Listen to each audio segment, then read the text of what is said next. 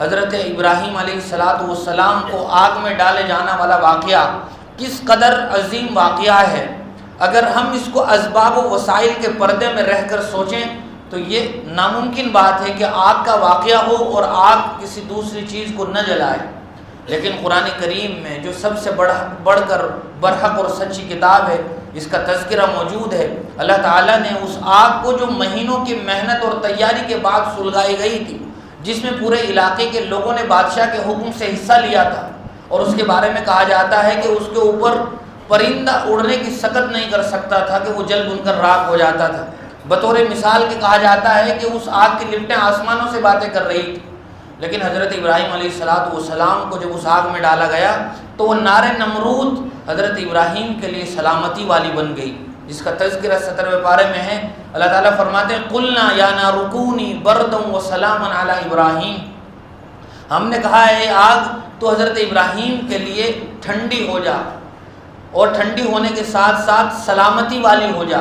ہم جانتے ہیں کہ اگر ٹھنڈے پن میں بھی کسی چیز کا ٹیمپریچر حد سے آگے بڑھ جائے، لمٹ کروس کر جائے، تو وہ ٹھنڈک بھی انسان کو نقصان پہنچا سکتی ہے، لیکن اللہ تعالیٰ نے اس آگ کو ٹھنڈا بھی کیا، اور اتنا ہی ٹھنڈا کیا کہ اس آگ کا ٹھنڈا پن بھی حضرت ابراہیم کو نقصان نہ پہنچا سکے، سلامتی والی ہو جا۔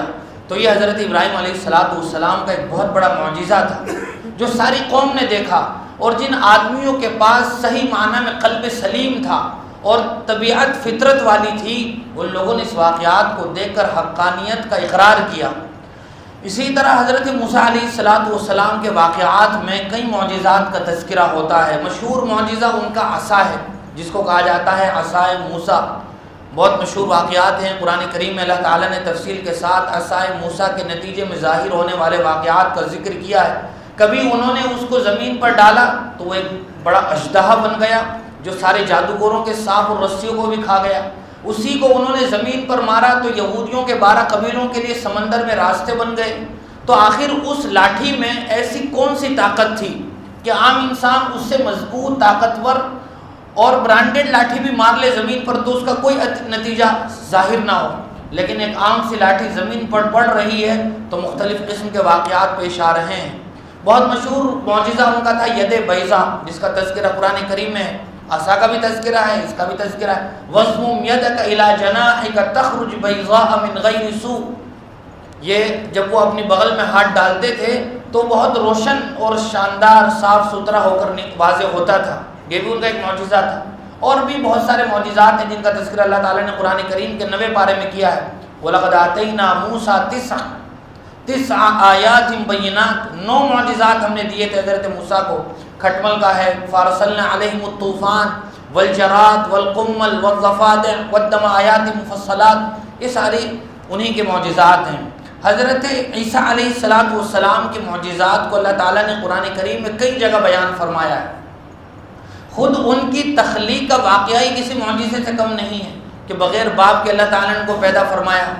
اور اسی طرح جب وہ اپنے پالنے میں تھے، گہوارے میں تھے اور اس جھولے میں تھے جس جھولے میں بچہ بولنے کے بارے میں سوچا بھی نہیں جا سکتا، انہوں نے بولا بھی اور اپنی ماں کی عصمت اور پاک دامنی کی گواہی دی۔ انی عبداللہ آتانی الکتاب وجعلنی نبیا وجعلنی مبارکا اینما کنت واوصانی بالصلاۃ والزکاۃ ما دمت حیا، یہ حضرت عیسیٰ کے معجزہ کا ایک حصہ ہے۔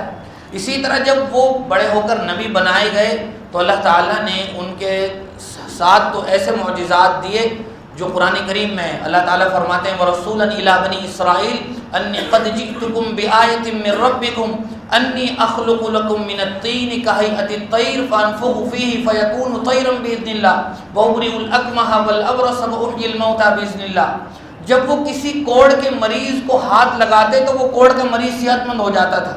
کسی اندھے کو جو بچپن سے ماں کے پیٹ سے ہی اندھا ہو اس پر ہاتھ پھیرتے تو وہ دیکھنے والا ہو جاتا تھا۔ کسی مردہ کو یہ کہتے قم باذن اللہ، کھڑے ہو جاؤ اللہ کے حکم سے، تو مردہ زندہ ہو جاتا تھا۔ کسی چڑیا وغیرہ کو مٹی سے بنایا جاتا جو بے جان ہوتی تھی، اس کو اللہ تعالیٰ ان کے ہاتھ سے زندہ فرما کر اڑا دیا کرتے تھے۔ یہ حضرت عیسیٰ علیہ السلام کے معجزات ہیں جو بالکل برحق ہیں، جن کے حق ہونے میں ذرہ برابر بھی شک و شبہ نہیں کیا جا سکتا ہے۔ یہ اللہ تعالیٰ نے قرآن کریم میں بیان فرمائے۔ اگر کوئی آدمی ان معجزات کو کمتر سمجھ کے یا ناممکن تصور کر کے ذرہ برابر بھی شک و شبہ کرے گا تو اس کا ایمان خطرے میں پڑ جائے گا، بلکہ دائرہ اسلام سے ہی خارج ہو جائے گا۔ ان معجزات کا انکار براہ راست قرآن کا انکار ہے۔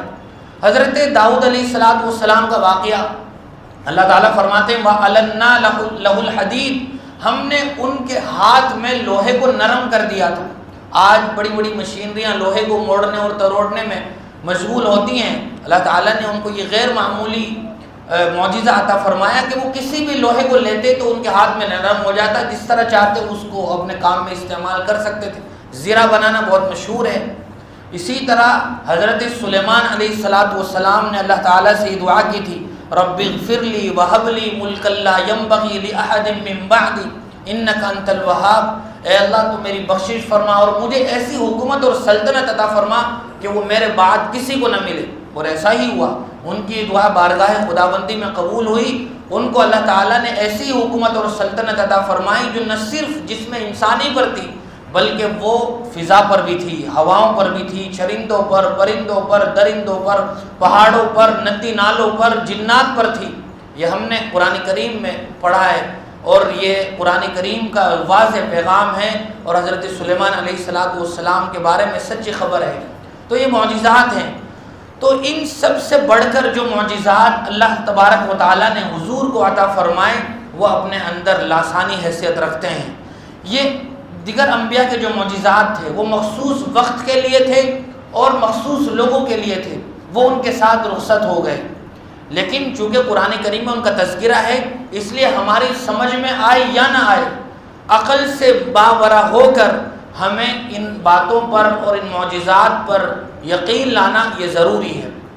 اور بہت مشہور بات بھی ہے، نہ ہر جائے مرکب دھواں تاختن کہ جاہا سپر باید انداختن، کسی فارسی شاعر نے کہا ہے کہ ہر جگہ عقلی گھوڑے نہیں دوڑائے جا سکتے، بہت ساری جگہ انسان کو اپنی عقل کی سپر ڈالنی پڑتی ہے، اور وہی اسی کو کہا جاتا ہے جہاں جا کر انسانی ذہن و دماغ کی سطح ختم ہو جائے اس کے بعد ہی وہی کا آغاز ہوتا ہے۔ انسان اپنی عقل کے سمجھ کے نتیجے میں جو کچھ سوچ سکتا ہے کر سکتا ہے، اس کے بعد جہاں سے اسے کچھ سمجھ میں نہ آئے، سچی بات یہ ہے کہ وہی اسی کو کہا جاتا ہے۔